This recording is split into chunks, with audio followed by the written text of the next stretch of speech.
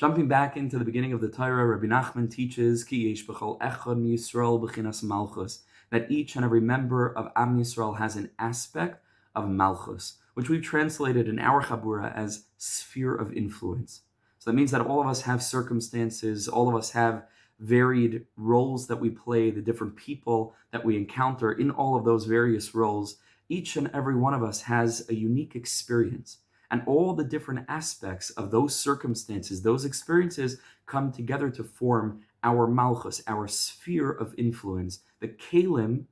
within which we are intended to manifest the energy that was invested into our unique neshamas, which were sent down to this world specifically for that very purpose. As the Rebbe continues in the next line, V'chol echad lefi b'chinasai, each Jew in accordance with his or her shirish neshama, kein yesh le b'chinas Malchus, so they have a corresponding aspect of Malchus. Now, al pi pnimius, al pi Kabbalah, the concept of Malchus is always the receptacle, the lowest midah, the final sphera. It is the aspect of the kli, the vessel that is receiving all of the spiritual energies that come down from the highest, loftiest places, rooted ultimately in Keser Elyon, in that place of HaKadosh Baruch Hu's fundamental will, his re'usa, his want and desire and motivation to create the world, that becomes filtered down into Chachma, the big picture vision for that creation, and then Bina, being able to take that vision and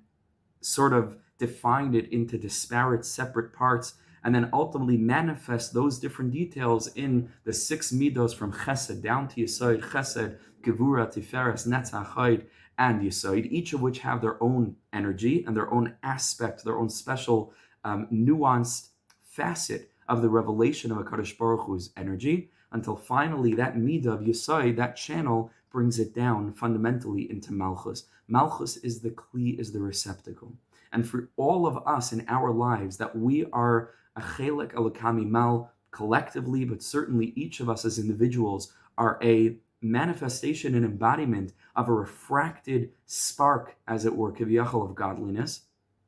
Ultimately, within our neshamas is rooted in a personalized aspect, in a personalized manner, in an individualized manifestation. Each of us have a keser, right? Meaning, to say, it doesn't just mean crown, meaning each of us have a motivating factor, which is the premise for our neshama having been sent down to this world. And we're invested on a neshama level with all the various koichas and nefesh, all the different capacities that each of us are unique in, as the Gemara Brachas tells us, kashem shepartzufeim shayna, is the same way that all of our faces are different. Kach de'aseim enim shavos, all of us have different ways of thinking, all of us have different personalities, all of us have various ways of contributing to the evolution, to the development of the world. And that's our keser, that's rooted in the deepest depth of our neshama, that manifests in great moments, particularly the moment of Rava de Ravin, which is the aspect of Shalashudas, which are those moments that are called in the Sfarim HaKadoshim the revelation of wills, where a Jew sits, hopefully if we can, in the darkness, and in those moments we're connected to the deepest desire that we have as Yidden, which is to find a unique way, which is uniquely our own, which no Yid from the beginning of time until the time that we're living in managed to manifest this particular Gilui, and no Yid from our generation until the end of time will ever manifest the same exact revelation as each and every one of us are able to reveal in a unique way, K'vod Shamayim, the presence of HaKadosh Baruch Hu in this world.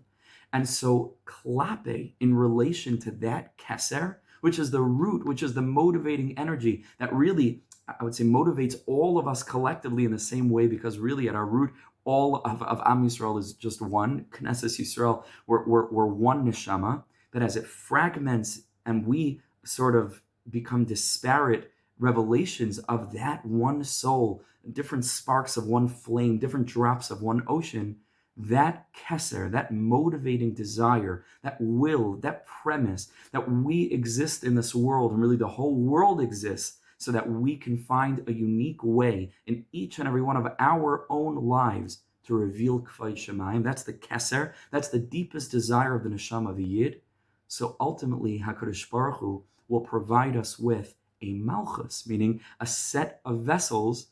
throughout each and every one of our lives, a sphere of influence through which we can merit to manifest that keser. So just to focus us in, I would say the chol echad lefi bechinasai is the aspect of the way that the keser, or keser kol haksarim, the ultimate will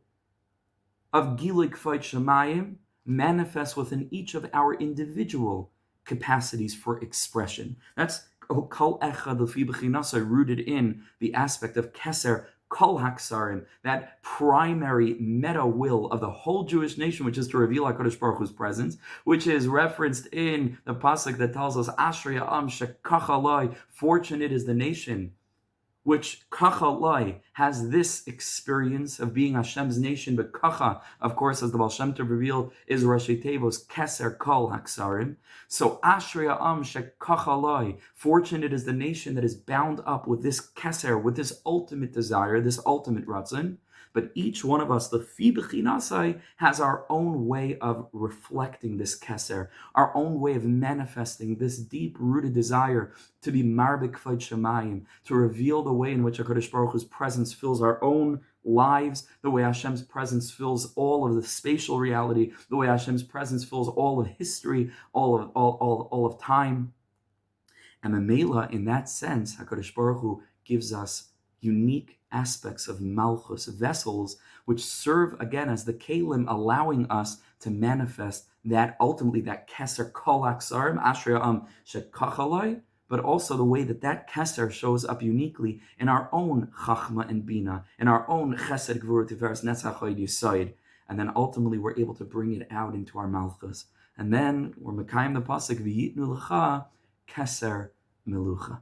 v'yitnu lecha keser melucha. That it isn't just the keser we're giving Hashem. It isn't just our desire, which is holy enough. So Rebbe Nachman tells in Sichas Ran, in certain aspect, the ratzon is the ikar. But more than that, we're giving HaKadosh Baruch Hu the keser, which is v'chol echad lefi b'chinasai, and we're also giving HaKadosh Baruch Hu the keser melucha kein yeshlai b'chinas Malchus. Should be zeicha to look at all the different varied aspects of our lives and the different circumstances, along with the challenges, and certainly all the opportunities that we face to manifest our own unique personality, to stand up with the confidence that we spoke about in the previous video, to find a way to reveal our keser. Ritzeneinu lasis, ritzeinecha, ritzeineinu liris es malkeinu. This is our deep desire. And the more that we look at all the different aspects of our lives and we see those as opportunities, and even the challenges, maybe precisely the challenges, these are opportunities to find HaKadosh Baruch Hu and thereby to reveal HaKadosh Baruch Hu, as we're going to learn later on in Hastara, Shabbos Hastara, and so on. In that aspect, we're Mekayim v'yitnu lecha keser melucha. And that's the ultimate purpose for which we were brought down to this world. And that, as we're going to learn in the next video, or one of the future videos, is the Ikar HaChaim. That's the aspect of Arichas Yamim, being drawn into the Malchus, that our experience of a life is alive, mamish alive, and not chas v'shalom dead, and not chas v'shalom enslaved. It's mamish alive, but we'll speak about that in a future video. Thank you so much for listening. Ashreinu matoiv chalkeinu, ashrei ha'am shekachalai.